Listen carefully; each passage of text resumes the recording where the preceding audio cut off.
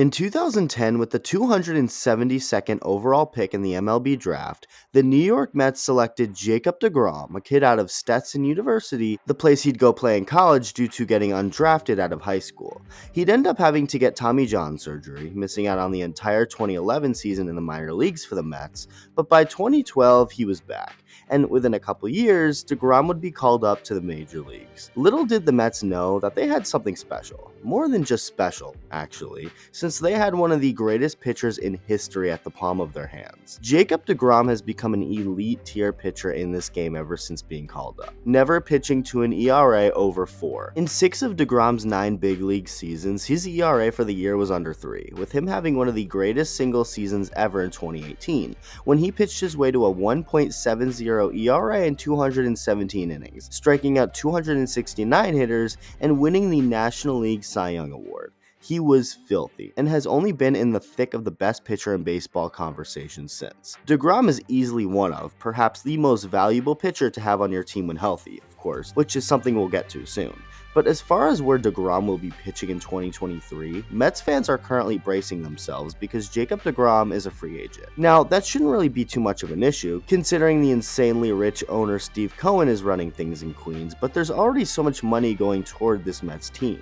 And as far as some recent reports go, Jacob deGrom is interested in potentially playing elsewhere. deGrom opted out of his Mets contract that would have given him over $30 million for 2023, as he will now be looking for a larger contract, whether it be with the Mets or somewhere else, and there's a real possibility it could be somewhere else. According to MLB insider Jon Heyman, Jacob deGrom has expressed interest in joining the Rangers over in Texas. When healthy, it's a good argument to say that Jacob deGrom is the best pitcher in baseball, but that's the catch: when healthy. deGrom was having the season of a lifetime in 2021 up until July before having to miss the rest of the season due to an arm issue. And then it took until over a year later in August of 2022 for him to make his official return. He pitched well, not necessarily as well as he did before the injury, giving up some home runs, but he was still Jacob deGrom, and Lord knows what he can do in his next full season. But the reality is that it's not that simple. It never is with this kind of stuff, but especially with deGrom. If the Texas Rangers decide to sign Jacob deGrom, there's kind of a bargain they're signing as well.